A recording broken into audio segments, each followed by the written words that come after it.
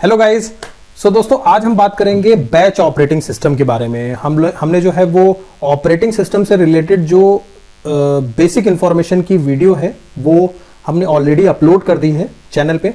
आप लोग जाके देख लीजिए उस वीडियो को, और मैं जो है वो आपको उसका लिंक जो है वो डिस्क्रिप्शन में भी मेंशन कर दे रहा हूँ, साथ ही साथ में आप लोगों को यहाँ कार्ड पे भी दिख जाएगा। तो आप लोगों को मैं बताऊं कि बैच ऑपरेटिंग सिस्टम जो है वो ओल्डर एजेस में, जब पहले बिल्कुल स्टार्ट हुए थे कंप्यूटर्स, तो उस टाइम पर बैच ऑपरेटिंग सिस्टम बिल्ड हुआ था और उसका उस टाइम पर बहुत यूज भी होता था। उस टाइम पर फ्लॉपी डिस्क का बहुत यूज होता था, जिसे मैग्नेटिक टेप भी बोलते थे। ठीक है, क्योंकि नया नया ऑपरेटिंग सिस्टम बिल्ड हुआ था, नया नया सीपीयूज जो है वो जिनका सिंगल थ्रेड काम करते थे। ठीक है, हम इस वीडियो में जॉब से रिलेटेड बात करेंगे कि जॉब क्या होती है एक ऑपरेटिंग सिस्टम के लिए, शेड्यूलर्स क्या होते हैं एक ऑपरेटिंग सिस्टम के लिए, ऑपरेटर्स क्या होते हैं। ठीक है, उसके अलावा जो सिंगल इंस्टेंस सीपीयू होता है या सिंगल थ्रेड सीपीयू होता है उसका क्या काम होता है। तो आप प्लीज इस वीडियो को देख करिए एंड तक। मेरा नाम है रजत, आप देख रहे हैं technical library. Let's do it.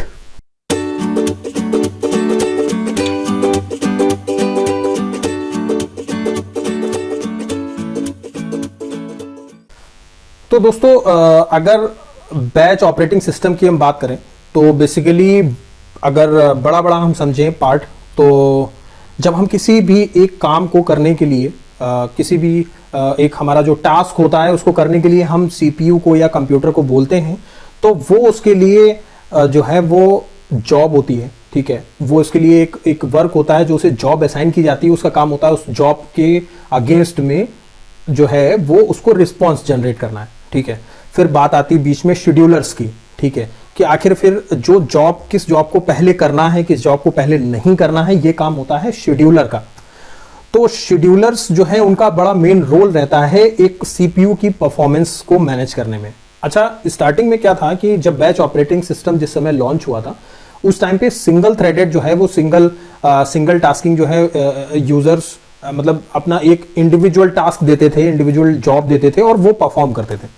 तो होता क्या था कि हमारे पास सीपीयू अवेलेबल है। ठीक है, हमारे पास उसके बीच में एक ऑपरेटर अवेलेबल है। ठीक है, और उसके साथ में जब मल्टीपल यूजर्स अपनी अपनी जॉब्स जो भी उसका काम है, अपने अपना जो भी हम रिक्वेस्ट कर रहे हैं वो जब सीपीयू को देने के लिए रेस करते थे, ठीक है, या वो डिमांड करते थे, तो होता क्या था, जो ऑपरेटर होता था वो ये देखता था कि इस तरीके की सिमिलर जॉब्स कितनी है और उन सबको वो बैचेस में बना देता था कि ए बैच, बी बैच, सी बैच। ठीक है, और हमारे पास जॉब है 1 2 3 4 5 6, तो उसने डिवाइड कर दिया कि 1 2 जो है वो बैच ए में जाएगी, 3 और 4 जो है वो बी में जाएगी, और 5 और 6 जो है वो सी में जाएगी। इस तरीके से उसने जो ये तीन बैच बनाए हैं वो बैच वो ऑपरेटर सीपीयू को देता है और वो बैच 1 बाई 1 एग्जीक्यूट होते हैं। पहला बैच जब कंप्लीट हो जाएगा उसका एग्जीक्यूशन, तब वो बैच रिस्पांस देगा, रिस्पांस जनरेट करेगा और वो रिस्पांस वापस से उस ऑपरेटर के पास आएगा और ऑपरेटर यूजर को प्रोवाइड करवा देगा। ठीक है, अब इसमें होता क्या है कि बैच ऑपरेटिंग सिस्टम के साथ में जो सबसे बड़ा ड्रॉबैक है कि एक यूजर जो डिमांड कर रहा है कि उसको जावा से रिलेटेड प्रोग्राम एग्जीक्यूट करना है, एक यूजर जो डिमांड कर रहा है कि उसको सी से रिलेटेड एक प्रोग्राम एग्जीक्यूट करना है, एक यूजर डिमांड कर रहा है कि एक डेवलपर डिमांड कर रहा है कि उसको जो सॉफ्टवेयर यूज करना है वो बना हुआ है C++ में। ठीक है, एक यूजर डिमांड कर रहा है कि उसको जो सॉफ्टवेयर उसका जो सॉफ्टवेयर बना हुआ है वो बना है स्विफ्ट में। तो हो क्या रहा है कि बार बार उस ऑपरेटर को उस सीपीयू के अंदर उस तरीके की जॉब को परफॉर्म करने के लिए बैच ए जो है वो हमको प्रोवाइड करवा रहा है जावा से related execution, batch B provide करवा रहा है हमारा सी से रिलेटेड एग्जीक्यूशन। तो जो ऑपरेटर है उसको बैच ए का पूरा काम कंप्लीट करने के लिए जावा लोड करनी पड़ेगी, जावा का पूरा काम कंप्लीट होगा, देन वो उस मैग्नेटिक टेप को बाहर निकालेगा। ठीक है, उसके बाद वो सी की मैग्नेटिक टेप को डालेगा और वहां पर वो सी के प्रोग्राम को एग्जीक्यूट करवाएगा।